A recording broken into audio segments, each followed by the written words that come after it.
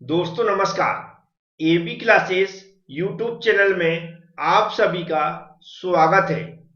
BTech third same के ऐसे सभी स्टूडेंट जो मैथमेटिक्स थर्ड का एग्जाम देने वाले हैं, इस वीडियो को पूरा जरूर देखें, क्योंकि आज हम लोग बात करेंगे दिसंबर 2023 में जो पेपर हो चुका है उसमें किस तरह के क्वेश्चन पूछे गए थे और आने वाले एग्जाम की हमें तैयारी कैसे करनी है।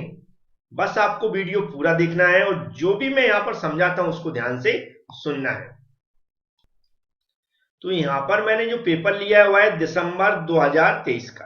किसका है? दिसंबर 2023 का। ये दिसंबर 2023 का ही क्यों लिया है? तो याद रखें, आप सभी रेगुलर स्टूडेंट हो और आप लोग कोशिश किया करें जब भी पुराने पेपर देखते हैं तो रेगुलर पेपर जो हो चुके हैं उन्हीं को देखने की कोशिश करें। बैक वाले स्टूडेंट बैक पेपर देखें और रेगुलर वाले स्टूडेंट रेगुलर पेपर देखें, क्योंकि रेगुलर पेपर में जो सही पैटर्न होता है, जिस तरह के क्वेश्चन पूछे आते हैं उसी तरह के बार बार पूछे आते हैं। जैसे कि 2024 से 2024 दिसंबर में जो एग्जाम होने वाला है अभी, जो कि जनवरी चल रही है, लेकिन जो सेशन है वो नवंबर दिसंबर 2024 का है। इसीलिए मैंने दिसंबर 2023 का पेपर लिया है जो कि रेगुलर पेपर है। इससे हमें सही पता चलेगा कि किस तरह के क्वेश्चन पूछे जा सकते हैं आने वाले एग्जाम में। लेटरल एंट्री के स्टूडेंट जिन्होंने डिप्लोमा करके थर्ड सेम बीटेक में एडमिशन लिया है वह इस पेपर के पैटर्न को भी ध्यान में रखें। जैसा कि हमें पता है कि जो टोटल क्वेश्चन 8 क्वेश्चन पूछे आते हैं, कितने 8 क्वेश्चन पूछे आते हैं। पेपर जो रहता हुआ 70 नंबर का रहता है। आपको यहाँ पर आपको दिख रहा होगा कितने नंबर का रहता है, 70 नंबर का। तो 70 नंबर में हमें कितने 22 नंबर लाने हैं। मतलब 22 नंबर लाना बहुत आसान होता है। तो ये तो पता चल गया हमें कितने नंबर लाना है, 70 में से 22 नंबर लाना है। पेपर कब का यहाँ पर क्लियर लिखा रहता है वो आप देख सकते हैं। ये पेपर किस किन किन ब्रांचों के लिए वो भी यहाँ पर लिखा रहता है, आप देख सकते हैं। और इसके अलावा जो यहाँ पर आप देख सकते हैं कि जो कोड रहता है सब्जेक्ट का वो भी BT301 है, ये भी क्लियर लिखा हुआ है। अब नीचे हमें देखना है कि जो क्वेश्चन हमें सॉल्व करना है वह कितने सॉल्व करना है। तो यहां पर लिखा है आंसर एनी 5 क्वेश्चन, मतलब टोटल 8 क्वेश्चन में से हमें कितने क्वेश्चन सॉल्व करना है, 5 क्वेश्चन सॉल्व करना है। फिर लिखा all questions carry equal marks. कुछ क्वेश्चन में नंबर नहीं दिए रहते हैं, जैसे ये भी करके लिखा है, समझ जाए 7-7 नंबर के वह क्वेश्चन दिए गए। फिर लिखा रहता है यहाँ पर कि किसी भी डाउट में, जैसे हिंदी इंग्लिश में क्वेश्चन पेपर दिया है, यदि आपको डाउट लगता है कि हिंदी में कुछ गलत लग रहा है तो इंग्लिश में जो लिखा हुआ है फाइनल माना जाएगा। तो ये तो हो गई पेपर की पैटर्न की बात, या पेपर के इंस्ट्रक्शन रहते हैं जो कि नोट लिखा हुआ है यहाँ पर क्लियर, तो वह हमें पढ़ लेना चाहिए सबसे पहले। अब चलते हैं पहला क्वेश्चन देखेंगे। तो यहाँ पर हम क्वेश्चन पेपर को सॉल्व नहीं करेंगे, बिल्कुल आप ध्यान से रखें। यहाँ पर सिर्फ चर्चा करेंगे किस तरह के क्वेश्चन पूछे गए थे। और बहुत सारे ऐसे स्टूडेंट जिन्हें जो कम समय दे पाते हैं तैयारी के लिए या कम समय बचा हुआ है, तो आप लोग जो तैयारी करने का जो पैटर्न अभी मैं चर्चा करूंगा उस पर जरूर ध्यान दें। सबसे पहले पहली यूनिट है, कौन सी यूनिट है? फर्स्ट यूनिट है। फर्स्ट यूनिट से क्वेश्चन पूछा गया था जिसमें देखो लिखा न्यूटन रेफरेंस मेथड। क्या लिखा? न्यूटन रेफरेंस मेथड हो गई है, जो कि 7 नंबर का क्वेश्चन पूछा गया था। और कौन सी मेथड है? ये हमारी है न्यूटन फॉर्मूला वाला, न्यूटन फॉर्मूला वाली मेथड है। इससे भी 7 नंबर का क्वेश्चन पूछा गया था। पहली जो यूनिट है वो आप सभी लोग मतलब तैयार कर लें। पहली यूनिट में जो मेथड्स हैं वो बार बार रिपीट होती हैं, जो मेथड्स हैं वो बार बार रिपीट होती हैं, और कुछ क्वेश्चन मैंने सॉल्व करवा दिए हैं। और क्वेश्चन सॉल्व करने पे जो रूट्स निकालते हैं, याद रखें, तो आप सभी मेथड्स के क्वेश्चन सॉल्व करेंगे तो उन्हीं में से कोई ना कोई आ जाता है। साई पब्लिकेशन की बुक आती है, उससे भी आप सॉल्व कर सकते हैं। नहीं तो आप कुछ नहीं करें, जो रूट्स हैं वो कैसे निकालते हैं थोड़ा सा सीख लें। इसी तरह का किसी भी टाइप का क्वेश्चन आता है सिमिलर ही आता है, थोड़ा बहुत परिवर्तन करके वह देते हैं। जो मैंने सॉल्व करवा दिए हैं यूट्यूब चैनल पर भी मिल जाएंगे और एबी क्लास एप्लीकेशन पर भी मिल जाएंगे हमारे। यदि आपके पास एबी क्लास एप्लीकेशन नहीं है और आप चाहते हैं कि अभी आप तैयारी, मतलब समय है आप तैयारी करना चाहते हैं, तो अभी आप कर सकते हैं। आप हमसे कॉन्टेक्ट कर लें, और उसको थोड़ा सा कुछ पे करके परचेज जरूर करना पड़ेगा, उसका आप जरूर ध्यान दें। और फ्री वाले वीडियो वह यूट्यूब पे मिल जाएंगे, तो वहां से भी आप स्टडी कर सकते हैं।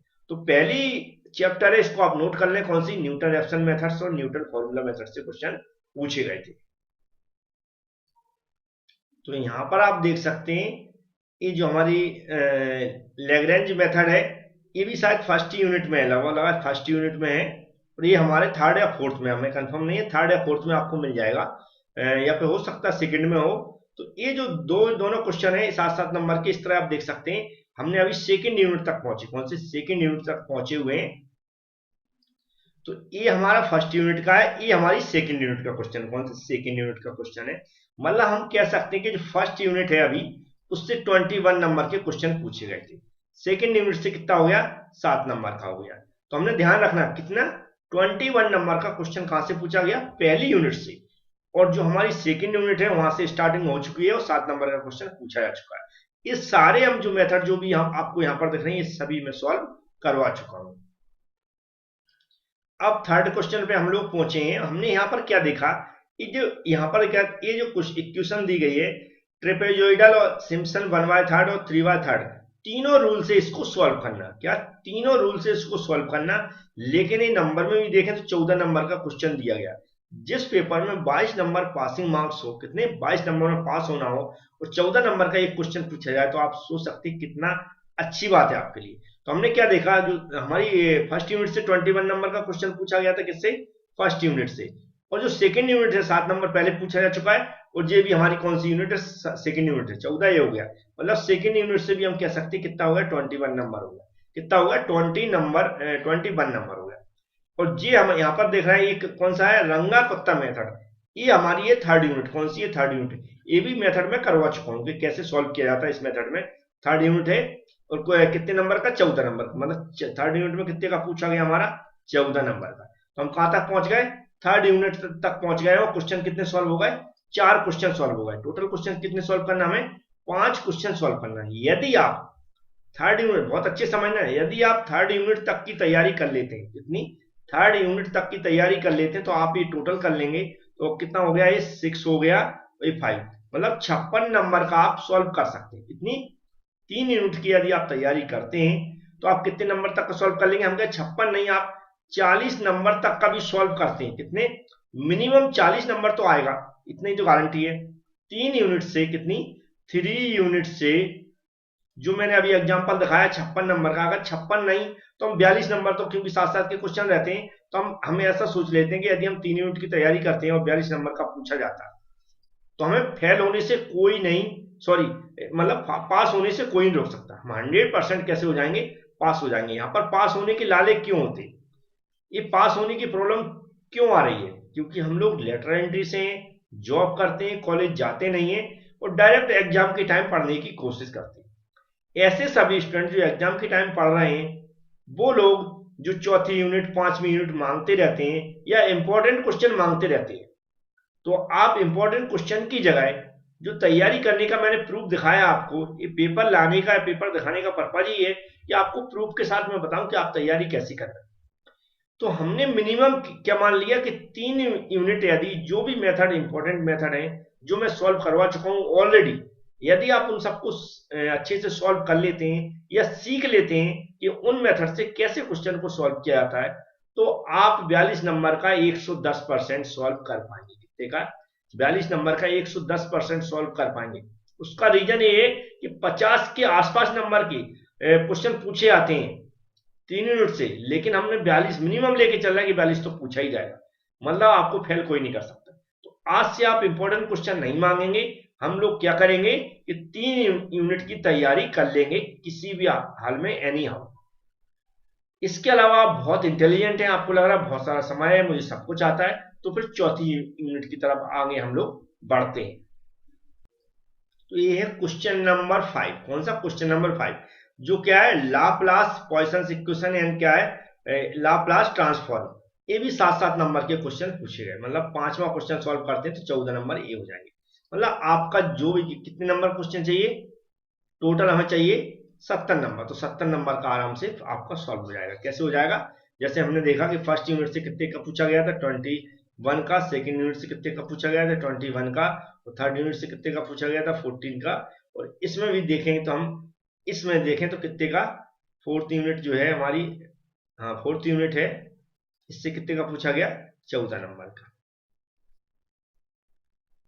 तो इस तरह इसका टोटल करेंगे तो कितना हो जाएगा हमारा, 70 नंबर हो जाएगा लगभग।